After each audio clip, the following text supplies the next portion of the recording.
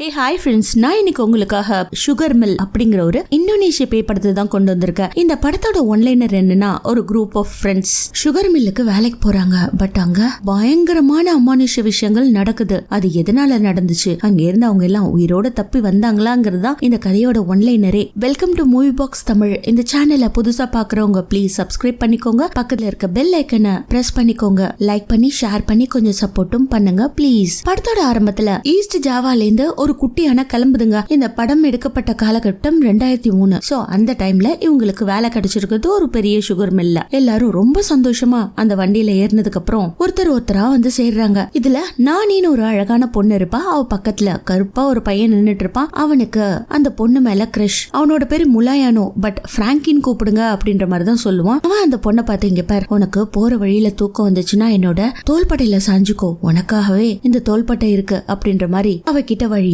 பக்கத்துல இருக்கவனும், ஆமா ஆமா நல்லா சாஞ்சிட்டு வா, பாக்குறதுக்கு நல்ல சிலை மாதிரி இருக்கான் இல்லையா, ஆடாம சேமா தூங்கிட்டு வரலாம் அப்படின்ற மாதிரி ஃபன் பண்ணிட்டே இருக்கும்போது கடைசியா ஒரு பொண்ணு மட்டும் ஓடி வரா. அவளோட பேரு வாட்டி. இந்த குட்டி அன்னைக்கு வந்ததுக்கு அப்புறம் அவ வருங்கால கணவர் கை கொடுத்து மேலேத்த, ஏண்டா என்ன விட்டுட்டு போகணும்னு பாத்துட்டு பாத்தியா அப்படின்றபடி இவங்க எல்லாரும் ஜாலியா பேசிக்கிட்டே அந்த வண்டியில போயிட்டு இருக்காங்க. ரொம்ப தூரம் பயணப்பட்டிருப்பாங்க. கரும்பு காட்டெல்லாம் தாண்டி அந்த வண்டி போய்கிட்டே இருக்கு. கடைசியா அந்த ஃபேக்டரி வந்த உடனே அதை பார்த்து எல்லாருக்கும் பயங்கரமான சந்தோஷம். எழுந்து நின்னு வேலை செய்ய போற இடத்த ஆர்வமா பாத்துட்டு இருக்காங்க. அங்க போனதுக்கு அப்புறம் எல்லாரும் பிரேயர்ல அசம்பிளி நிக்கிற மாதிரி வரிசையா நின்னுட்டு இருக்கும் போது மரீன்ங்கிற லேடி மீட்டிங் எடுத்துட்டு இருக்கா.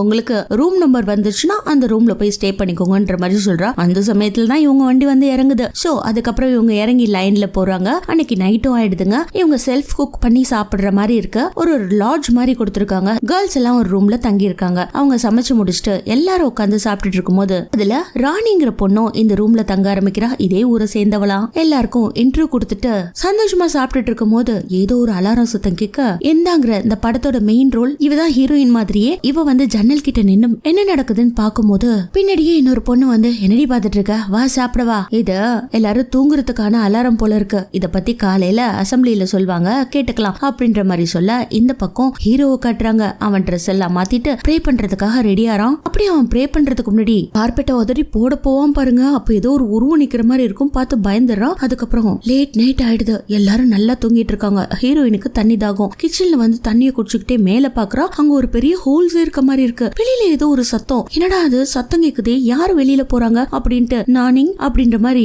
கூப்பிட்டுக்கிட்டே வந்தவ, ராணி நீயா அப்படின்ற மாதிரி கேக்குறா. கதவு வாசலும் திறந்திருக்க மாதிரி இருக்கு. அதனால வெளியில யாரோ போயிருக்காங்க அப்படின்னு ஃபீல் பண்ணவ அவ பாட்டுல இறங்கி அந்த இருட்டு நேரத்துல நடக்க ஆரம்பிக்கிறா. ஏதோ ஒரு சத்தம் கேக்குது. அதுவும் பேச்சு சத்தம். எந்த திசையில இருந்து வருதோ அந்த திசையை நோக்கி நடக்கலான்ட்டு இவளும் நடந்து போகும்போது தூரத்துல ஒரு உருவம் வந்து இவளையே பாத்துட்டு இருக்க மாதிரி இருக்கு. இன்னொரு டோர் மாதிரி இருக்குங்க. அந்த டோர் கிட்ட நடந்து போறா. அப்ப அந்த சாண்டிங் சத்தம், பிரேயர் பண்ணுவாங்க இல்லையா, அது மாதிரியான சத்தம் வெளியில கேட்க இவ பின்னாடி பக்கமா வெளியில போயிட்டா. அங்க ஒரு பெரிய ஃபேக்டரி இருக்கு. அந்த ஃபேக்டரியில பாத்தீங்கன்னா பெரிய கதவு இருக்கு. அதுக்குள்ள ஏதோ ஒரு பிரேயர் நடக்கிற மாதிரியே இருக்கு. இவ உள்ள என்னன்னு எட்டி பாக்குறா. பட் அவளால சரியா பார்க்க முடியல. பக்கத்துல ஒரு பெரிய ஹோல்ஸ் இருக்க மாதிரி இருக்கு. அங்க நிறைய அட்டைப்பெட்டிகள்லாம் இருந்ததுனால அது மேல ஏறி உள்ள பாக்குறா. உள்ள பாத்தீங்கன்னா அந்த பழைய காலத்துல மந்திரம் பண்ணுவாங்க இல்லையா, அது மாதிரியான மந்திரம் பண்ணிட்டு இருக்காங்க. என்ன நடக்குதுங்க அப்படின்னு பார்த்தா நிறைய பேர் உட்கார்ந்து இருக்காங்க. இவளுக்கு ஒரே யோசனை. யோசிச்சுட்டு டக்குன்னு திரும்பி பார்த்தா உள்ள இருக்கவங்க எல்லாம் இவளையே உத்து பாப்பாங்களா. அவ்வளவுதான். அதுல பயந்தவ டமால்னு கீழே அப்புறம் விழுந்துடுறா. சரியான அடி. இருந்தாலும் அந்த இடத்த விட்டு குடுகுடு குடுன்னு ஓட ஆரம்பிப்பா பாருங்க. அப்போ அந்த பில்டிங் குள்ள இருந்து கருப்பா 10 அடிக்கு மேல ஒரு பெரிய காட்டேரி வந்து அப்படியே எட்டி பார்க்கும். இந்த இடத்துல டைட்டில் போட்டு படத்தையும் ஆரம்பிக்கிறாங்க. மறுநாள் விடியுது. எல்லாரும் கிளம்பி முதல் நாள் வேலைக்கு போக போறாங்க. அதுக்கப்புறம் தான் இவங்களுக்கு என்னென்ன போஸ்டிங்னே சொல்ல போறாங்க. அதனால ரொம்ப ஹாப்பியா கிளம்பும் போது அந்த நானிங்கிற பொண்ணு மட்டும் ரொம்ப குறைவான ட்ரெஸ் போட்டுக்கிட்டு கிளாமரா வருவா. அதை பார்த்துட்டு, என்னடி இது ட்ரெஸ், வேலை செய்ய வந்தமா இல்ல டான்ஸ் ஆட வந்தமா அப்படின்ற மாதிரி வாட்டி சொன்னபடி கூட்டிட்டு போறா. அங்க பாத்தீங்கன்னா ஆல்ரெடி அசம்பிளிக்கு நிக்கிற மாதிரி எல்லாரும் நின்னுட்டு இருக்காங்க. அதுல மரினிங்கிற லேடி எல்லாரையும் வெல்கம் பண்ணிட்டு அங்க இருக்க ரூல்ஸ் பத்தி சொல்ல ஆரம்பிக்கிறா. நைட் 7 மணிக்கு மேல எல்லோ ஹவர்ஸ். அந்த டைம்ல எல்லாரும் ரூம்ல செட்டில் ஆயிருக்கணும். அதுக்கப்புறம் ஒரு அலாரம் ஒலிக்கும் 9 மணிக்கு. அந்த டைம்ல யாருமே வெளியில வரக்கூடாது. அது ரெட் ஹவர்ஸ். அந்த டைம்ல மட்டும் வெளியில வந்தீங்கன்னா உங்களுக்கு என்ன நடக்கும்ட்டு எங்களுக்கே தெரியாது. அதனால கம்பெனி இதுக்கெல்லாம் பொறுப்பு இல்ல அப்படிங்கிற மாதிரி வார்னிங் கொடுத்துடுறாங்க.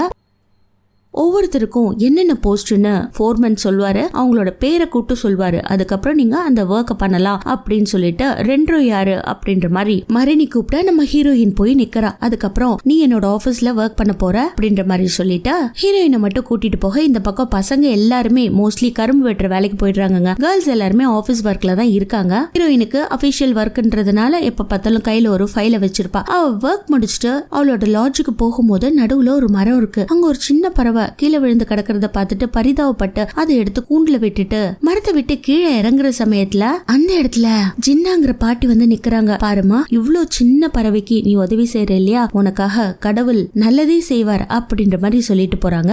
இவங்க இந்த கம்பெனியோட ஓனர் சாமியோட மனைவி 2 பேரும் தான் இந்த கம்பெனியை நடத்திட்டு வந்துட்டு இருக்காங்க. மரினியும் இவங்க பொண்ணுங்கிறதுனால அங்கே ஒர்க் பண்றாங்க. பசங்க எல்லாம் கரும்பு வெட்ட போனாங்க இல்லையா, அப்ப ஹீரோ கரும்பு வெட்டிட்டு இருக்கும்போது பக்கத்துல ஒரு பெரிய கிங் கோப்ரா வந்து நிக்கும். அதை பார்த்துட்டு பயங்கரமா பயந்தவன் ஆடாம அசையாம நிக்கிறான். அது அப்படியே சீறிட்டு ஒரு கொத்த கிட்டக்க வரும். நல்ல வேலையா பின்னாடி விலகி போயிடுறான். அது போனதுக்கு அப்புறம் எல்லாரும் சேர்ந்து ரெஸ்ட் எடுக்க ஆரம்பிக்கிறாங்க. அதாவது டீ டைம் போல இருக்கு. டீ குடிச்சுக்கிட்டே பேசிட்டு இருக்கும்போது பிராங்கி மட்டும் சும்மா இல்லாம, உனக்கு இந்த இடத்த பத்தி தெரியுமாடா, இங்க நிறைய அமானுஷ விஷயங்கள் நிறைய இருக்கு. அதாவது ரொம்ப நாளைக்கு முன்னாடி இங்க இருக்கிற எஸ்டேட்டே எரிஞ்சு போச்சாண்டா. எஸ்டேட்ல இருந்தவங்க எல்லாம் கருகி செத்து போயிட்டாங்களாம். அவங்க எல்லாம் இங்க பேயா உளர்த்திட்டு இருக்காங்க அப்படின்ற மாதிரி எல்லார்கிட்டயும் ஒரு கதை அடிக்க, அதை கேட்டுட்டு ஹீரோ உனக்கு வேற வேலையே இல்லைன்ட்டு போயிடுறான். அதே சமயத்துல ஹீரோயினை காட்டுறாங்க. அவ மட்டும் தனியா உட்காந்து ஒர்க் பண்ணிட்டு இருப்பாங்க. திடீர்னு பாத்தீங்கன்னா அவளுக்கு பக்கத்துல ஒரு பேய் அப்படியே தொங்குனபடி அவளை மிரட்டும் பாருங்க. அதை பார்த்துட்டு அரண்டவ கடகடன்னு அந்த இடத்த விட்டு வெளியில போயிடுறா. ஈவன் அவ ஃபேக்டரி வழியா தான் போயிட்டு இருப்பா. அங்க கும் இருட்டா இருக்கும். அங்க ராணின்ற ஒரு பொண்ணு மட்டும் நின்னுகிட்டே இருக்கா. அவளை பார்த்துட்டு இவ திரும்ப ராணி அங்க நின்னுட்டு என்ன பண்ற,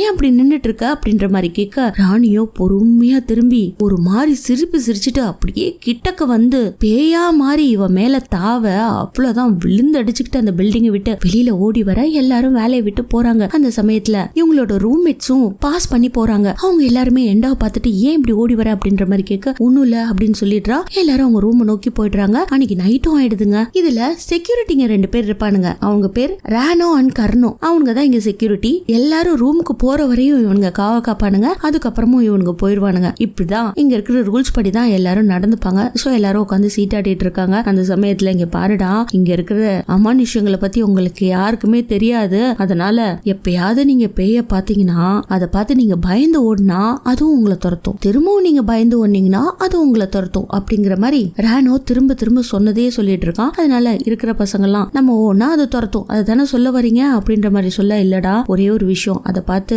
எஸ்கியூஸ் மீ அப்படின்ற மாதிரி கேட்டா அது போயிடும், இல்லன்னா துரத்திக்கிட்டே இருக்கும். மோஸ்ட் இப்ப மணி 9 ஆக போகுது அப்படின்ற மாதிரி சொல்ல, அதை கேட்டுட்டு எக்கோன்றவன் உளுந்தடிச்சு ஓடுவான் பாருங்க. ஐயோ 9 மணினா மாட்டிப்போமே அப்படின்ட்டு அவனை ஃபாலோ பண்ணி பிராங்கியும் ஓடி வருவான். டே நான் ஓடி வர, என்ன விட்டுட்டு இப்படி ஓடுறியேடா, 9 மணி ஆகலடா அப்படின்ற மாதிரி சொல்லிக்கிட்டே ஓடுவானுங்க. ஃபைனலா எக்கோ நின்னோன்னு பிராங்கி அவனை கிராஸ் பண்ணி போயிட்டு, டே 9 மணி ஆயிடுச்சு அப்படின்ற மாதிரி சொல்ல, அந்த சமயத்துல அலாரம் அடிப்பாங்க பாருங்க. அவ்வளவுதான், எக்கோ விழுந்தடிச்சு ஓடுவான். அவனோட செருப்பெல்லாம் விட்டுட்டு ஓடுவான். ஃபைனலா பிராங்கி உள்ள போயிட்டு கதவை சாத்திக்க எக்கோ வெளியிலே மாட்டிப்பான். அந்த சமயத்துல செருப்பு கடந்துச்சு இல்லையா, அதை தூக்கி பேய் இவன் மேலே அடிக்க பயந்து போனவன் அலறி அடிச்சுட்டு கதவை திறந்துட்டு உள்ள ஓடிடுறான். இந்த பக்கம் பாட்டி ரொம்ப சோகமா இருக்கா. ஏன் இப்படி சோகமா இருக்க அப்படின்ற மாதிரி கேட்க, இல்லடி ஒரு கல்யாணம் பண்றதுக்காக எவ்வளவு கஷ்டப்பட்டு வேலையெல்லாம் செய்ய வேண்டியதா இருக்கு, அவனும் என் கூடவே வந்து கஷ்டப்படுறான், 2 பேருக்கும் கல்யாண செலவு இருக்கு என்ற மாதிரி ஃபீல் பண்ணி பேசுறான். அந்த சமயத்துல ஹீரோயின் மட்டும் ரொம்ப தனிமையில உட்காந்துக்கிட்டு இதையும் யோசிச்சுட்டு இருப்பா.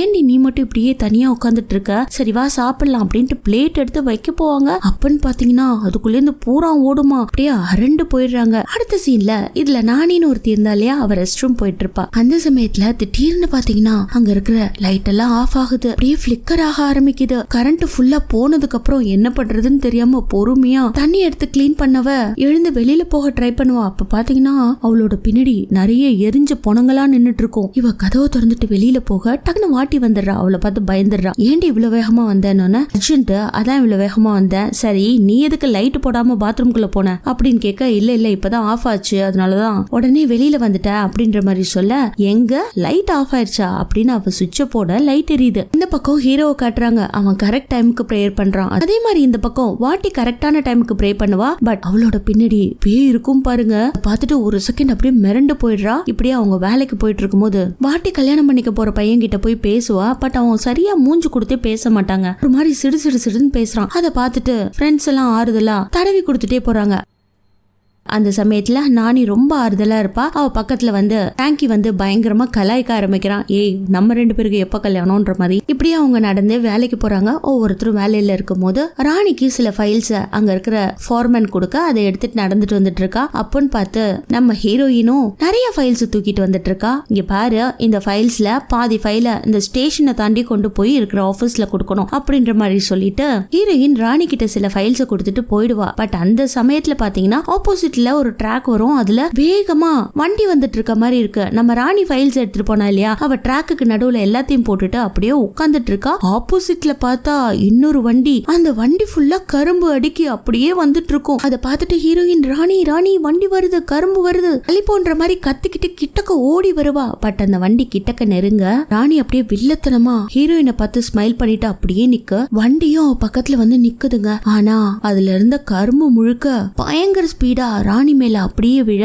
ஒன்னு குத்தி அதே இடத்துல இறந்து போயிடுறா. அதுக்கப்புறம் வேலை செய்யறவங்க எல்லாரும் வந்து அவளை காப்பாத்துறாங்க. இருந்தாலும் அவ உயிர் போயிடுது. இதுல மிரண்டு போன ஹீரோயின் அப்படியே இன்னும் உறைஞ்சு போயிடுறா. ஏன்னா மேனேஜ்மெண்ட்ல அவளை புடிச்சு மறுநி பயங்கரமா கத்துறாங்க. உனக்கு கொடுத்த வேலையை நீ செய்யாம ஏன் அவகிட்ட கொடுத்தமிச்சு அவளை கிராஸ் பண்ண வச்ச, பாத்தியா இப்ப செத்து போயிட்டா, ஓ மேலதான் பழி விழ போகுது அப்படின்ற மாதிரி இன்னும் கத்துறாங்க. இதெல்லாம் எதனால நடக்குது அப்படின்னு மில் ஓனர் வந்து மறுநி கிட்ட கேட்க, இது சாதாரண ஒரு ஆக்சிடென்ட் சார், அதனால வேலையெல்லாம் இப்ப நிறுத்த முடியாது, ரொம்ப லாஸ்ல போயிடுவோம் அப்படின்ற மாதிரி சொல்றாங்க. அடுத்த சீன்ல ஓனரும் ஓனர் அம்மாவும் உட்காந்து இளநியா வெட்டி பாக்குறாங்க. ஒவ்வொரு இளநியும் வெட்டும் போதும் அதுல இருந்து ரத்தமா கருப்பா ஊத்த ஆரம்பிக்குது. இப்படியே ஒரு 4-5 இளநியை வெட்டி இருப்பாங்க. எல்லாமே அப்படியே தான் இருக்கு. இங்க ஏதோ ஒரு தப்பு நடந்திருக்கு, ஒரு பாவ செயல் நடந்திருக்கு, அதனாலதான் இப்படி எல்லாம் நடக்குது. இதுக்கு என்ன பண்றது அப்படின்னு யோசிக்கிறாங்க. ஏதாவது காவு கொடுத்தா சரியாயிடும் அப்படிங்கிற மாதிரியும் ஒரு டிசிஷனுக்கு வராங்க. ஹீரோயின் இங்க வந்ததுல இருந்து ஆளும் பதியமா ஆயிடுவா. நிம்மதியே இருக்காது, முகமே ஒரு மாதிரி ஆயிடும், சோகத்திலே இருப்பா, எனி டைம் அழுதுட்டு இருப்பா. அவளை பார்த்துட்டு ஹீரோ, நான் எல்லா விஷயத்தையும் கேள்விப்பட்டேன், உன் மேல எந்த ஒரு தப்பும் இல்லாத ஆக்சிடென்ட், நீ அதெல்லாம் விட்டுட்டு கொஞ்சம் ஃப்ரீயா இருன்ற மாதிரி சொல்ல அப்பயும் அழ ஆரம்பிக்கிறான். நான் ஒரு விஷயத்த யார்கிட்டயாவது சொல்லி ஆகணும், அதை உன்கிட்ட மட்டும் சொல்றேன். நம்ம முதல் நாள் வந்தோம் இல்லையா, அப்ப இங்க ஏதோ ஒரு மந்திரம் எல்லாம் பண்ணிட்டு இருந்தாங்க, நான் அதை பார்த்துட்டேன். அதுக்கு அடுத்த நாள் தானே 9 மணிக்கு மேல வெளியில வரக்கூடாதுன்னு சொன்னாங்க, எனக்கு என்ன பண்றதுன்னே தெரியல அப்படிங்கிற மாதிரி ஹீரோ கிட்ட சொல்லிடுறா. அடுத்து இந்த முதலாளி 2 பேரும் காவு கொடுக்கணும்னு வேண்டிக்கிட்டாங்க இல்லையா, சோ அவங்க 2 பேரும் ஒரு மாட்டை கூட்டிட்டு போய் அந்த மந்திரம் பண்ணாங்க இல்லையா அந்த ரூம்ல கட்டி போட்டுட்டு வராங்க. அதே சமயத்துல ஹீரோயினை காட்டுறாங்க. அவளோட லாட்ஜுக்கு போவா. அந்த சமயத்துல ஒரு ரூம் மட்டும் காலியா இருக்க மாதிரி இருக்கும். அதுலதான் ராணி தங்கி இருப்பா. அதுல லைட் எரியற மாதிரி இருக்க. உள்ள போய் பாக்குறா, ராணி உட்கார்ந்துருக்க மாதிரியே இருக்கு. ஆனா ஆப்போசிட்ல ஒரு கண்ணாடி இருக்குங்க. அதுல பாத்தீங்கன்னா பேய் உட்கார்ந்துருக்க மாதிரியே இருக்கும். இவளும் ராணி ராணின்னு கூப்பிட அது அப்படியே எழுந்து வரும் பாருங்க, உடம்பெல்லாம் ரத்தத்தோட. அதே மாதிரி இந்த பக்கம் பேயும் எழுந்துக்கும். கிட்டக்க வந்தது இவளையே வெறிச்சு பாத்துட்டு இருக்கும். ஆனா கண்ணாடியில இருந்த பேய் வந்து இவளோட கழுத்தை பிடிச்சி நெரிக்கிற மாதிரி இருக்க. அதே இடத்துல பயங்கரமா அலறி கத்துறா. சோ மத்த ஃப்ரெண்ட்ஸ் எல்லாம் ஓடி வந்து என்னதாண்டி நடக்குது, ஏண்டி இப்படி பேய் அறிஞ்ச மாதிரி இருக்க, வேணும்னா நீ வீட்டுக்கு போயிடுறியா அப்படிங்கிற மாதிரி கேட்க அமைதியாவே உட்காந்துருக்கா. எல்லாரும் சாப்பிட்டு முடிச்சதுக்கு அப்புறம் 9 மணி ஆக போது. மீதம் இருக்க சாப்பாட்டை கொண்டு போய் பசங்க கிட்ட கொடுத்தா அவங்க நல்லா சாப்பிடுவாங்க. சரி நான் எடுத்துட்டு போட்டா அப்படின்ற மாதிரி நானி மட்டும் டிஃபன் கேரியர் எடுத்துக்கிட்டு பாய்ஸ் இருக்க ரூமுக்கு வர. ஃபேங்கி தான் கதவை திறக்கிறான். திறந்த உடனே, நான் பாக்குறதெல்லாம் உண்மையா, நீ எனக்காக சாப்பாடு எடுத்துட்டு இருந்திருக்கியா அப்படிங்கிற மாதிரி பயங்கரமா சொல்லி விட்டுட்டு நிக்க. அந்த இடத்துக்கு எக்கோ வந்தோடனே, என்ன ஒரு குத்து விட, இதெல்லாம் நடக்கிறதெல்லாம் உண்மையா என்னன்னு தெரியலடா அப்படின்ற மாதிரி கேட்க. அவனும் மூக்க பார்த்து நல்லா ஒரு பஞ்ச் விட அதே இடத்துல ரத்தம் வந்துடுது. டே பரவாயில்லடா, அடிச்சாலும் பரவாயில்லடா, என் முன்னாடி என் தேவதை வந்து நிக்கிறாடா அப்படிங்கிற மாதிரி இன்னும் வளைஞ்சுக்கிட்டே பேசிட்டு இருக்கான். சோ ஹீரோ வந்ததுக்கு அப்புறம் சீக்கிரமா சாப்பாடு கொடுத்துட்டு கிளம்புங்க, ஏன்னா 9 மணி ஆக போது, அலாரம் அடிச்சிருச்சுன்னா அதுக்கப்புறம் பிரச்சனைகள் பெருசா இருக்கும் அப்படின்ற மாதிரி சொல்ல நானியும் வந்துட்டு இருக்காங்க. ஆல்மோஸ்ட் ரூம் கிட்ட வந்துருவா. பின்னாடி ஏதோ சத்தம் கேட்கிற மாதிரி இருக்கு. பொறுமையா திரும்பி பாக்குறா, எதுவுமே இல்ல. இருந்தாலும் அலாரம் அடிச்சிருது. இவளுக்கு என்ன பண்றதுன்னே தெரியல. ஒவ்வொரு அடியா எடுத்து வச்சு நடந்து குடுகுடு குடுகுடுன்னு ரூம்குள்ள ஓடி போயிடுறா. அதுக்கப்புறம் வெளியில காட்டுவாங்க பாருங்க, அப்படியே எரிஞ்ச பொணங்களா வரிசையா நின்னுகிட்டே இருக்கும். மறுநாள் விடிஞ்சிருச்சு. கட்டி போட்ட மாடு, அதாவது சாக்ரிஃபைஸ்க்காக அங்க ஒரு காட்டேரி இருந்துச்சு இல்லையா, அதுக்காக கட்டி போட்ட மாடுகள் அப்படியே நிக்கும். என்னது இது உயிரோட நிக்குது, நம்ம கொடுத்த காணிக்கை அது ஏத்துக்கலையா, இதுக்கெல்லாம் என்ன பண்றது அப்படின்ற மாதிரி யோசிச்சவங்க மாட்டோட தலையை மட்டும் தனியா வெட்டி கொண்டுட்டு வந்து பிளேட்ல வச்சு, அங்க ஒரு மரம் இருந்துச்சு இல்லையா, அது கிட்ட பயங்கரமான மந்திரத்தை போட்டு பிரேயர் பண்றாங்க. அந்த சமயத்துல காத்து பயங்கரமா அடிக்குது. அது முடிஞ்சதுக்கு அப்புறம் அன்னைக்கு நைட்ட காட்டுறாங்க. செக்யூரிட்டிங்க 2 பேர் இருந்தானுங்க இல்லையா, அவனுங்க 2 பேரும் ரவுண்ட்ஸ் வந்துட்டு இருக்கும் போது கிணறு இருக்கு, அதுல யாரோ தண்ணி அரைக்கிற மாதிரி இருக்கு. இந்த நேரத்துல காட்டுக்குள்ள யாரா தண்ணி அரைக்கிறதுன்னு டார்ச் அடிச்சு பாப்பாங்க. வாலி மட்டும் அப்படியே மேல வந்துட்டு இருக்கும். அதை பார்த்துட்டு உளுந்தடிச்சு ஓடிறானுங்க. இந்த பக்கம் ஹீரோ தூங்கலான்ட்டு படுப்பான். அந்த சமயத்துல ஏதோ அவனுக்கு ஒரு டிஸ்டர்பன்ஸ், என்ன ஏதுன்னு டிராலாம் நல்லா சாத்திட்டு தூங்குறான். பட் ராத்திரி இருக்குங்க. அப்பன்னு பாத்தீங்கன்னா கழுத்து வெட்டப்பட்ட ஒரு முண்டை மட்டும் அவன் மேல நின்னுகிட்டு அவனையே பாத்துட்டு இருக்க மாதிரி இருக்கும். அதுல இருந்து ரத்தமா அவன் மேல கொட்டும். அப்படியே திருப்பி சத்தம் கேட்க திரும்பி பாக்குறான், தலை மட்டும் இருக்கு. அங்க அவன் வீச்சுன்னு கத்திட்டு அலறி அடிக்க அப்படியே மறுநாளும் விடிஞ்சிருதுங்க. மறுநாள் நைட்டு சரியா தூங்காததுனால இவன் மட்டும் லேட்டா போவான். ஹீரோ அப்படி போயிட்டு இருக்கும் போது எல்லாரும் வேலைக்கு அவசர அவசரமா ஓடிட்டு இருப்பாங்க. அந்த சமயத்துல கிணறு இருக்கு. அந்த கிணத்துக்குள்ள மேனேஜ்மெண்ட்டை சேர்ந்தவங்க எல்லாம் எட்டி எட்டி பாக்குறாங்க, என்ன நடக்குதுங்க அப்படின்னு. இவனும் ஒளிஞ்சிருந்து பாக்குறான். அவங்க எல்லாம் போனதுக்கு அப்புறம் இவனும் போய் எட்டி பார்ப்பான். அதுக்குள்ள ஒரு டெட் பாடி கிடக்கு. அதுவும் ஒருத்தனோட கை கால்கள் எல்லாம் கட்டி போட்டு வாயில ஏதோ பூவை திணிச்சு கிணத்துக்குள்ள போட்டா எப்படி இருக்கும் அது மாதிரி கிடக்கு. பார்த்துட்டு திரும்பும் போது இந்த கம்பெனியோட ஓனர் பாத்துறா, ஏண்டா உன்னை இந்த இடத்துல வந்து எட்டி பார்க்க சொன்னாங்களா, எதுக்காக வந்த அப்படின்ற மாதிரி கேட்டு பயங்கரமா மிரட்டுறாரு. சார் நான் இங்க பார்த்தது யாருக்கிட்டயும் சொல்ல மாட்டேன் சார் அப்படின்ற மாதிரி சொல்ல, இல்ல நீங்க வந்து பாக்குறனா ஏதோ ஒரு அர்த்தம் இருக்கு, உனக்கு ஏதோ ஒண்ணு தெரிஞ்சிருக்கு, என்ன தெரிஞ்சிச்சு சொல்லு அப்படின்ற மாதிரி மிரட்டி கேட்ட உடனே அடுத்த சீன்ல ஹீரோயினை கூட்டிட்டு வந்து ஹீரோவும் உட்கார வச்சிருக்கான். பக்கத்துல ஓனர் அம்மாவும் மரணியும் நிக்கிறாங்க. ஆக்சுவலா இங்க என்ன நடந்துச்சு சொல்லுங்க அப்படின்ற மாதிரி ஹீரோயின் கைய பிடிச்சு பயங்கரமா விரல்களை நெளிச்சுக்கிட்டே உண்மைய சொல்றியா இல்லையா அப்படின்ற மாதிரி கேட்க, ஆமா மேடம் நான் தப்பு பண்ணிட்டேன். இங்க நாங்க வேலைக்கு வந்த போது எங்களுக்கு ரூல்ஸ் எல்லாம் தெரியாது, இந்த எல்லோ ஹவர்ஸ் ரெட் ஹவர்ஸ் இத பத்தி எல்லாம் தெரியாது. நாங்க ரூம்ல நல்லா தூங்கிட்டு இருக்கும் போது ஏதோ சத்தம் கேட்டுச்சு, என் ஃப்ரெண்ட்ஸ் தான் போறாங்கன்னு நினைச்சு நானும் பின்னாடியே ஃபாலோ பண்ணிட்டு போனேன். அப்போ காடு மாதிரி இருந்துச்சு, அதெல்லாம் கிராஸ் பண்ணி போகும்போது ஃபேக்டரி வந்துச்சு, அதையும் கிராஸ் பண்ணி போகும்போது பேச்சு சத்தம் கேட்டுக்கிட்டே இருந்துச்சு. அதன் வழியா போகும்போது ஒரு பெரிய ஃபேக்டரிய பார்த்தேன், அதுக்குள்ள பூஜை பண்ணிட்டு இருந்தாங்க மேடம், அதுவும் மந்திரம் பண்ணிட்டு இருந்தாங்க அப்படின்ற மாதிரி சொல்ல, அதை நீ பாத்தியா, உன் கண்ணால பாத்தியா அப்படின்ற மாதிரி சொல்ல, மேடம் எனக்கு இந்த கர்ஃபியூ போட்டதெல்லாம் தெரியாது, மறுநாள் அசம்பிளில தான் எனக்கு தெரியும், அதை பார்த்த அன்னையில இருந்து எனக்கு பயங்கரமான கெட்ட கனவுகள்லாம் வந்துட்டு இருக்கு, என் முன்னாடி உருவங்களை நான் பார்த்துட்டேன் அப்படின்ற மாதிரி ஐந்தபடி சொல்றா. அது மட்டும் இல்ல, ராணியும் சாகிறதுக்கு முன்னாடி ஃபேக்டரியில நின்னு ஒரு மாதிரி சிரிச்சா மேடம், அவளுக்குள்ள பேய் இருந்த மாதிரி இருந்துச்சு அப்படிங்கிற மாதிரியும் சொல்றா. சோ அதுக்கப்புறம் ஹீரோ கிட்ட உனக்கு அடிக்கடி கனவுகள் வரும்னு சொன்ன இல்லையா, அந்த கனவுகளை பத்தி நீ எக்ஸ்பிளைன் பண்ணாதான் எங்களுக்கான க்ளூ கிடைக்கும் அப்படின்ற மாதிரி சொல்லி அனுப்பிச்சிடுறாங்க. அன்னைக்கு நைட்டும் ஹீரோ தூங்கும் போது டிஸ்டர்பன்ஸோட தூங்குறான். அவனுக்கு வந்த கனவுகளை பத்தி அவன் எல்லாத்தையும் சொல்லிடுறான். சரிம்மா நீ ஒரு வேர் ஹவுஸ்க்கு போன, எட்டி பார்த்த, மந்திரம் நடந்துச்சுன்னு சொன்ன இல்லையா, அது எந்த பக்கம் அப்படின்ற மாதிரி கேட்க, அது வெஸ்ட் சைடு இருக்கு அப்படின்ற மாதிரி சொல்ல வேர் ஹவுஸ்க்கு கூட்டிட்டு போறாங்க. மேடம் நான் இந்த வேர் ஹவுஸ்க்கு வரல மேடம் அப்படின்ற மாதிரி இவ சொல்லிட்டா. இந்த வேர் ஹவுஸ்ல தான் தீ விபத்தே நடந்துச்சு, இங்க இருக்கவங்க மொத்த பேரும் செத்து போயிட்டாங்க, அதனால நாங்க இதை மூடி வச்சிட்டோம், யாரும் யூஸ் பண்றது இல்ல, இதுக்குள்ள யாரும் வரக்கூடாதுன்னு நாங்க சொல்லியிருந்தோம். சோ நீ வரல, பட் வேற ஒரு வேர் ஹவுஸ்க்கு போனன்னு சொல்லியிருக்க, இதுக்காக நாங்க ஒரு சாங்கியத்தை பண்றோம் அப்படின்ற மாதிரி, என்ன நடந்துச்சு அதுக்கு என்ன பிராயச்சித்தம் பண்ணணும் அப்படின்ற மாதிரி ஒரு மந்திரத்தை போட்டு அந்த ஓனரை முட்டி போட்டு உட்கார வச்சுட்டு அந்த ஓனர் அம்மா ஒரு மாதிரி தலையில எல்லாம் கட்டிக்கிட்டு சாட்டை எடுத்து அவரோட கழுத்துல போட்டு பயங்கரமா இருக்கிறாங்க. கொஞ்ச நேரத்துல அவருக்கு உயிர் போற மாதிரி இருக்கு. அதுக்கப்புறம் அவரோட கண்கள்லாம் அப்படியே மாறி அப்படியே பேய் பிடிச்ச மாதிரி எழுந்து நிக்கிறாரு. அந்த சமயத்துல கீழே ஒரு பக்கம் நெருப்பெல்லாம் கொளுத்தி போட்டு தீ மிதிக்கிற மாதிரி கிடக்குங்க, இன்னொரு பக்கம் பார்த்தா கண்ணாடியா கிடக்கு. அப்ப அவருக்கு ஜின் உடம்புக்குள்ள பூந்தா எப்படி இருக்குமோ அதே மாதிரி அந்த காலத்துல ஜின்னும் மனிதர்களும் ஒன்னா இருந்தாங்க அப்படின்ட்டு குதிரை பொம்மை மாதிரி அது அட்டையில இருக்குங்க, அதுல ஏறிக்கிட்டு அவர் பாட்டுல ஆட ஆரம்பிக்கிறாரு. அந்த கண்ணாடிகளா இருந்துச்சு இல்லையா, அதுல போய் தக்க புக்கன்னு ஆடிட்டு அங்க இருக்கிற கண்ணாடிகளை எடுத்து நறுக்கு புருக்குன்னு சாப்பிட்ட இந்த பக்கம் சாட்டையை வச்சிட்டு இருந்த அந்த ஓனர் அம்மா பட்டு பட்டுன்னு தரையில அடிக்க, அவ்வளவுதான். இந்த குரங்கு ஓடுச்சுன்னா எப்படி ஓடும், எவ்வளவு ஃபாஸ்டா ஓடும், அது மாதிரி அவரு படப்படப்படன்னு ஓட ஆரம்பிக்கிறாரு. இவங்க எல்லாருமே ஓடின திசையை நோக்கி போனா அது ஒரு பெரிய வேர் ஹவுஸ். அந்த வேர் ஹவுஸ்ல யாருமே இல்ல.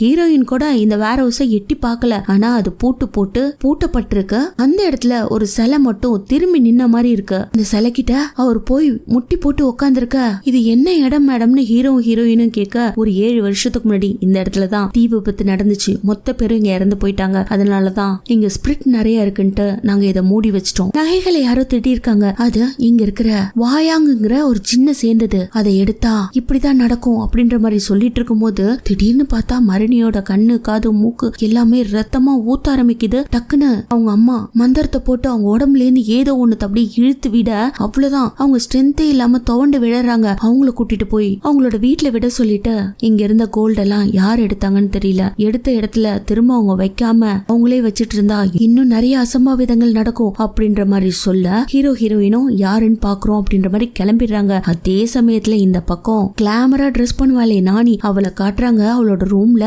ஏதோ ஒரு உருவம் வந்து உட்காந்துக்கிட்டு அவளோட பேக் எல்லாம் நோண்டிட்டு இருக்குங்க. இவளும் கிட்டக்க போய் பார்க்கும் போது அது ஓடிடுது.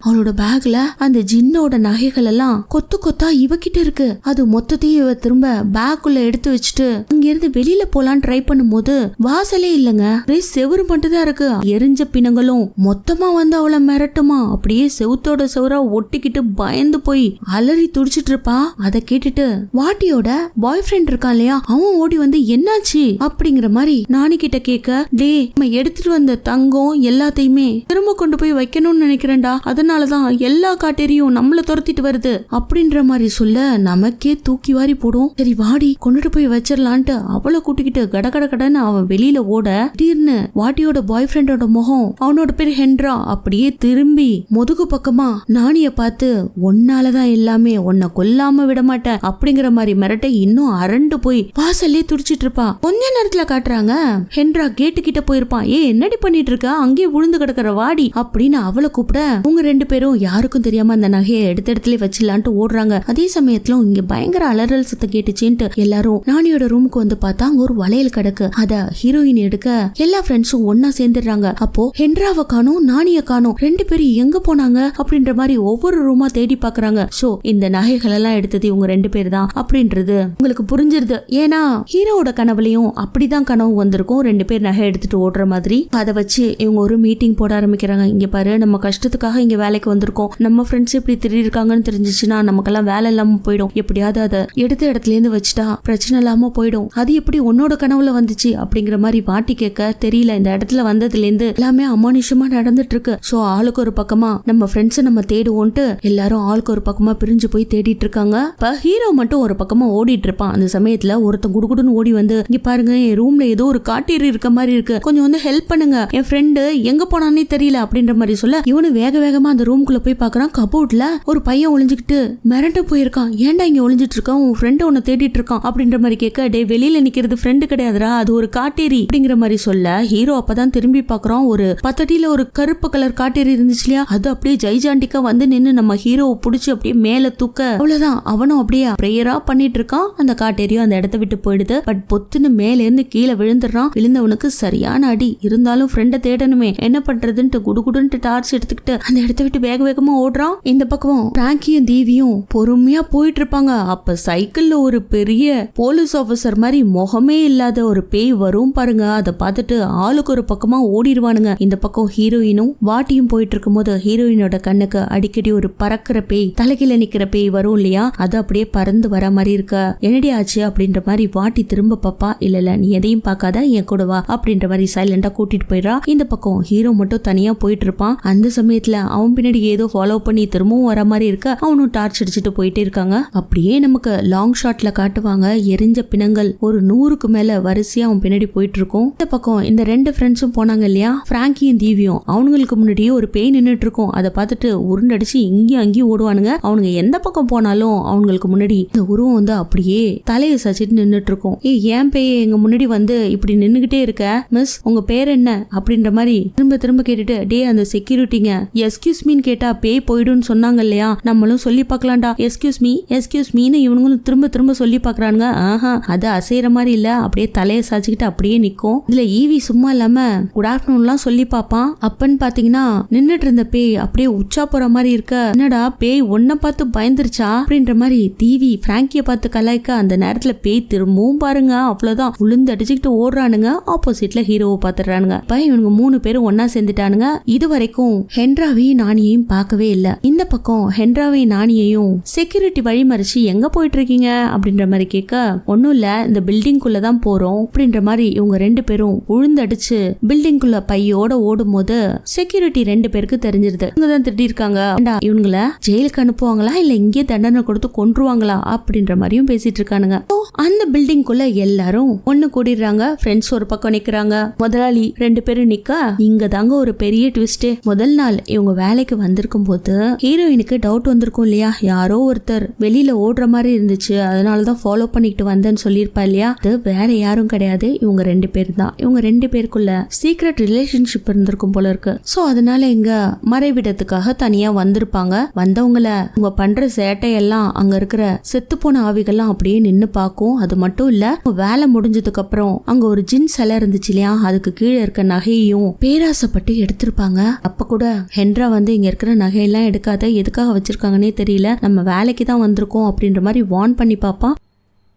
நாளைக்கு பேராசை எடுத்திருப்பா. ஸோ இந்த கதையை சொல்லும் போது ஃப்ரெண்ட்ஸ் சும்மா இருப்பாங்களா? அதுவும் வாட்டி பொலிச்சுன்னு ஹென்ராவுக்கு அறை கொடுத்து, ஏண்டா என்ன நிச்சயதார்த்தம் பண்ணிட்டு இன்னும் கொஞ்ச நாள் என்ன கல்யாணமும் பண்ணிக்க போற, எனக்கு ஏண்டா இப்படியாப்பட்ட துரோகத்தை பண்ண அப்படின்னு கேக்குறான். அதே சமயத்துல பிராங்கிக்கு நானி மேல அவ்வளோ பாசம் இல்லையா, அவன் சும்மா இல்லாம நானிய பார்த்து பயங்கரமான கேள்விகள்லாம் கேட்பான். அதுக்கப்புறம் வாட்டியால தாங்க முடியாது, இந்த சோகத்துல குடுகுடுன்னு அந்த இடத்த விட்டு ஓடி போய் ஒரு பில்டிங்ல அப்படியே கீழே விழுந்துடுறா. வீக்கா இருக்கவங்கள தானே சாத்தான் பிடிக்கும், அவளை அப்படியே புடிச்சு மேல தூக்குது. இப்ப அவ உடம்புக்குள்ள பேய் பூந்துருச்சுங்க. பேய் சும்மா இருக்குமா, அந்த இடத்துல பறந்துகிட்டு அப்படியே சிரிக்கும் பாருங்க. எல்லாரும் அதை நோக்கி ஓடுறாங்க. இந்த பக்கம் செக்யூரிட்டியும் சும்மா விடல, பயங்கரமான குரலி வித்த காட்டுது, பாக்குறதுக்கே பயங்கரமா இருக்கும். எல்லாரையும் கூப்பிட்டு அந்த ஜின் உடம்புல பூந்து அப்படியே வார்ன் பண்ற மாதிரி இருக்கு. அங்க வேலை செஞ்ச மொத்த பேரும் பேய் புடிச்சு அந்த இடத்துக்கு ஓடி வராங்க. அங்க நெருப்பும் கண்ணாடியுமா இருக்கு, எல்லாத்துலயும் கை வச்சு நசுக்கிட்டு இருக்காங்க. இதெல்லாம் பார்த்துட்டு தாங்க முடியாம எல்லாரும் கதறி துடிக்கிறாங்க. ஃபைனலா அது பறந்து வந்து எல்லாரையும் தாக்க வர அந்த ஓனர் லேடி ஒரு மந்திரத்தை போட்டு அப்படியே கட்டுப்படுத்தி கீழே தரையில படுக்க வச்சிடறா. படுக்க வச்சுட்டு தலையில கைய வச்சு அடக்க நினைக்க அப்படியே சிரிச்சுட்டு அவங்களையே கீழே தள்ளி கழுத்து புடிச்சு நெரிச்சிட்டு பயங்கர கொடுமைப்படுத்திட்டு இருக்கோம். இந்த பக்கம் எண்டாவுக்கு பேய் புடிச்சு அவ ஒரு செவுத்த நோக்கி போய் உட்காந்துடுறாங்க. அங்க பாத்தீங்கன்னா முதல் சீன்ல இவ ஒரு சடங்கு மாதிரி பாத்திருப்பா இல்லையா, அது மாதிரி இவ பண்ண ஆரம்பிக்கிறா. அது என்னன்னா ஆல்மோஸ்ட் பேய விரட்டுறதுக்கான சடங்கு போல இருக்கு. அதை இவ பண்ண, இவ பின்னாடி அவங்களோட சிஷ்யர்கள்லாம் உட்கார்ந்துட்டு இருக்க மாதிரி இருக்கு. அந்த சிஷ்யர்களோட நடுவுல இவ உட்கார்ந்துட்டு இருக்க மாதிரி இருக்கு. ஆல்மோஸ்ட் இவ இப்ப என்ன சொல்ல வரானா, இப்படி ஒரு ஜின்னுக்காக நகையெல்லாம் கொடுத்து இங்க நடந்த பேராபத்தை தடுக்கிறதுக்கு காணிக்க பண்ணிருப்பாங்க. அதை யார் யார் மீறாங்களோ அவங்களுக்கு ஒரு பெரிய குழிய தோண்டி தப்பு பண்றவங்கள கணவன் மனைவியா வேஷம் போட்டு அதுக்குள்ள தள்ளி உயிரோட புதைச்சிருவாங்க. இதுதான் அவங்களுக்கு அந்த காலத்துல இந்த ஊர்க்காரவங்க கொடுத்த தண்டனை. அந்த தண்டனையை கொடுக்கணும்ன்ற மாதிரி ஹீரோயின் சொல்லிக்கிட்டே பிரேயர் பண்ண இந்த பக்கம் எல்லாருக்கும் சுயநினைவு திரும்பிடுது. ஹீரோ ஓடி வந்து எண்டான்னு எண்டாவை தூக்குறான். அதுக்கப்புறம் எல்லாரும் ஒன்னா உட்காந்து டிஸ்கஸ் பண்ண ஆரம்பிக்கிறாங்க. இதுக்கப்புறம் இவங்க ரெண்டு பேரையும் பலி கொடுத்தாதான் இங்க இருக்கவங்க எல்லாம் உயிரோட தப்பிக்க முடியும் அப்படின்ற மாதிரி ஒரு முடிவுக்கும் வந்துடுறாங்க. இவங்க ரெண்டு பேரும் பயங்கரமா கதறி அழறாங்க, எங்களை விட்டுடுங்க, நாங்க தெரியாம தப்பு பண்ணிட்டோம் அப்படிங்கிற மாதிரி, உங்களெல்லாம் மன்னிக்க முடியாது அப்படின்ற மாதிரி சொல்லிட்டு இவங்க ரெண்டு பேருக்கும் பொண்ணு மாப்பிள்ள வேஷம் போட ஆரம்பிக்கிறாங்க. அதுக்கப்புறம் ஹீரோயின் சொன்ன மாதிரி கரும்பு காட்டுக்குள்ள பெரிய குழிய தோண்டி அவங்க ரெண்டு பேருக்கும் படைக்கிறதுக்கான சடங்கு. அந்த சமயத்துல ஃபேக்டரி ஓனருக்கும் வைஃபுக்கும் சாமி வந்து ரெண்டு பேரும் ஆளுக்கு ஒரு பக்கமா ஆடுவாங்க. உக்கிரமான நிலையில நெருப்பு மேலெல்லாம் ஆடுவாங்க. அதுக்கப்புறம் பொண்ணு மாப்பிள்ள ரெண்டு பேரையும் பல்லக்குல உட்கார வச்சு ஒரு பக்கம் தூக்கிட்டு வர அந்த கரும்பு காடு இருந்துச்சு இல்லையா, அதுல குழி தோண்ட போறாங்க. அதுக்காக குதிரைய காணிக்கையா கொடுத்துட்டு அதுக்கப்புறம் அந்த குழிய தோண்ட ஆரம்பிக்கிறாங்க. பக்கம் பல்லக்கு ஊர்வலம் போயிட்டு இருக்கு. அத ஃப்ரெண்ட்ஸ் எல்லாம் சோகமா நின்னு பாத்துட்டு இருக்காங்க. ஆல்மோஸ்ட் அந்த குழியும் வந்துருதுங்க. எல்லாரும் சேர்ந்து அந்த குழிக்குள்ள தப்பு செஞ்சவங்க ரெண்டு பேரையும் அடக்கம் பண்றதுக்கு முன்னாடி இருக்கிற தேளு பல்லி பூராம் பாம்பு எல்லாத்தையும் தட்டுல வச்சு அதை முன்னாடி கொட்டிட்டு என்னோட ஆஃபரிங்க எடுத்துக்கோங்க அப்படின்ற மாதிரி இன்னொரு பிரேயரை பண்ணிட்டு பல்லக்கோட பொண்ணு மாப்பிளைய தள்ளி விட்டு மண்ணை போட ஆரம்பிக்கிறாங்க. இங்க ஒரு ட்விஸ்ட் என்னன்னா, ஆக்சுவலா அதுக்குள்ள விழுந்தது உண்மையான பொண்ணு மாப்பிள்ள கிடையாது, பொம்மைகள் தான். இங்க வந்தவங்கள உயிரோட புதைக்க முடியாது இல்லையா, சோ ரெண்டு பேரோட ரத்தத்தை எடுத்து பொம்மை மேல தடவி அவங்களோட பேரை எழுதி அந்த பொம்மைகளை பொண்ணு மாப்பிளைய அந்த குழிக்குள்ள தள்ளி இருப்பாங்க. இந்த சடங்கு தான் நடந்திருக்கும். அதை முடிச்சதுக்கு அப்புறம் அவங்கள சுத்தி உப்பால கோலம் போட்டுட்டு இதை விட்டு தாண்டி வராதிங்க அப்படின்ற மாதிரி சொல்லிட்டு இந்த பக்கம் இந்த சடங்கு நடந்துட்டு இருக்கும் போது மத்த ஃப்ரெண்ட்ஸ் எல்லாம் நின்றுட்டு இருப்பாங்க. அப்போ முதலாளியோ நீங்க கடகடன்னு உங்க ஃப்ரெண்ட்ஸ்க்கு என்னாச்சுன்னு போய் பாருங்க அப்படின்ற மாதிரி சிக்னல் கொடுக்க இவங்க எல்லாரும் ஓடி வராங்க. அதே சமயத்துல இந்த பக்கம் காட்டுறாங்க வாட்டி அவங்க ரெண்டு பேரையும் மன்னிக்காம அப்படியே நின்னுட்டு இருப்பா. அதுக்கப்புறம் பிராங்கி பக்கத்துல வந்து உட்காந்துடுறா. அந்த இடத்துல மரணியும் இருக்காங்க. இதெல்லாம் எதுல போய் முடிய போதோ எனக்கு பயமா இருக்கு, இது மாதிரியான சாங்கியம் எல்லாம் பண்றது இதுதான் ஃபர்ஸ்ட் டைம்னு அவங்களும் சொல்றாங்க. வெளியில ரெண்டு செக்யூரிட்டியும் இருக்காங்க. ஆனா ஏதோ ஒண்ணு காத்து மாதிரி அந்த வீட்டுக்குள்ள அப்படியே நுழையுது. அந்த ரூம்குள்ள பொண்ணு மாப்பிள்ளையும் நின்னுட்டு இருந்தாங்க இல்லையா, அவங்கள சுத்தி உப்பால கோலம் போட்டு இருந்துச்சு இல்லையா, அதை அப்படியே ஊதி விட அவங்க ரெண்டு பேரும் பார்த்து மிரள்றாங்க. அவங்க நின்னுட்டு இருந்த கதவும் சாத்தப்படுது. அவ்வளவுதாங்க. எல்லாரும் அந்த கதவை உடைச்சிட்டு உள்ள போய் பாக்குறாங்க. ஃபைனலா கதவை உடைச்சிட்டு உள்ள போய் பார்த்தா அங்க குழிக்குள்ள போட்டு புதைச்சாங்க இல்லையா, அந்த ரெண்டு பொம்மையும் தாங்க இருக்கு. ஆக்சுவலா இங்க இருந்த இந்திராவை மீராவுக்கும் நானிக்கும் என்னாச்சுன்னே தெரியல. அதை புரிஞ்சுக்கிட்ட ஹீரோ மட்டும் குடுகுடுன்னு ஃபர்ஸ்ட் ஓடுறான். அவனை ஃபாலோ பண்ணி எல்லாரும் ஓடி போய் அங்க பார்த்தா முக்காவாசி அந்த குழியை மூடிடுறாங்க. ஐயோ குழியை மூடாதீங்க, எங்க ஃப்ரெண்ட்ஸ் உள்ள இருக்காங்க அப்படின்னு சொன்னபடி அவங்க திரும்பவும் குழியை நோண்ட இந்த பக்கம் ஓனர் அம்மாவுக்கும் ஓனருக்கும் வயிற்று வலி மாதிரி வர ஆரம்பிக்குது. ரெண்டு பேரும் மாறி மாறி ரத்தத்தால வாந்தி எடுத்துக்கிட்டே இருக்காங்க. இவங்க விடாம தோண்ட ஆரம்பிக்க உள்ள பாத்தீங்கன்னா ரெண்டு பேரோட டெட் பாடியும் இருக்கு. இந்த பக்கம் ஓனருக்கும் ஓனர் அம்மாவுக்கும் பேய் பிடிச்ச மாதிரி ஏதேதோ உளறிட்டு அதே இடத்துல மயக்கம் போடுறாங்க. ஃபைனலா அவங்க ரெண்டு பேர் டெட் பாடியும் நோண்டி கம்ப்ளீட்டா வெளியில எடுத்துட்டு அதான் தப்பு பண்ணியிருந்தாலும் மன்னிக்கணும் இல்லையா அப்படின்ட்டு எல்லாரும் கதறி அழ ஆரம்பிக்கிறாங்க, இன்க்ளூடிங் வாட்டி. ஆக்சுவலா இவங்க எல்லாருமே இங்க வேலைக்கு வந்ததே கஷ்டத்தை போக்குறதுக்காக தான். இருந்தாலும் ஒரு சந்தோஷத்தோட இவ்வளோ பெரிய ஃபேக்டரியில வேலை கிடைச்சிச்சேன்னு ஒரு சந்தோஷமா வந்திருப்பாங்க. பட் இவங்க இப்ப திரும்பி போகும்போது அவங்களுக்குள்ள தோல்வியும் கில்ட்டியும் மட்டும்தான் இருக்கும். எல்லாரும் வீட்டை நோக்கி போயிடுறாங்க. இதுக்கப்புறம் இந்த ஃபேக்டரியிலே வேலை இல்லைன்னு சொல்லிடுறாங்க. அதுக்கப்புறம் கம்பெனியை இழுத்து மூடிடுறாங்க. அதுக்கப்புறம் இவங்க எல்லாரும் அந்த குட்டி யானையில வீட்டுக்கு போயிட்டு இருப்பாங்க இல்லையா, அந்த சமயத்துல பயங்கர அசதியில கண் மூடி தூங்கிட்டு இருப்பாங்க. ஹீரோவுக்கு டக்குன்னு முழிப்பு வர அப்ப ஹீரோயினை பாக்குறான். அவளோட பின்னாடி ஒரு பேய் உட்காந்துட்டு இருக்கும். இந்த இடத்துல கட் பண்ணி அடுத்த சீனை காட்டுறாங்க. ஓனரும் ஓனர் அம்மாவும் அந்த மாடை காவு கொடுத்தாங்க இல்லையா, அந்த ரூம் ஓபன் பண்ணி பார்த்தா அந்த மாடு திரும்பவும் உயிரோட நின்னுட்டு இருக்க மாதிரி இருக்கு. புடுற அந்த மாடு இப்படி வந்து நிக்குது அப்படின்ற மாதிரி சொல்ல அந்த பில்டிங்கே க்ளோஸ் ஆயிடுதுங்க. அப்ப நடுவுல அந்த காட்டேரி வந்து இவங்க ரெண்டு பேரையும் பழி வாங்குற மாதிரி இருக்கு. இதோட இந்த படமும் முடியுதுங்க. மீண்டும் நாளை சந்திப்போம். தேங்க்யூ.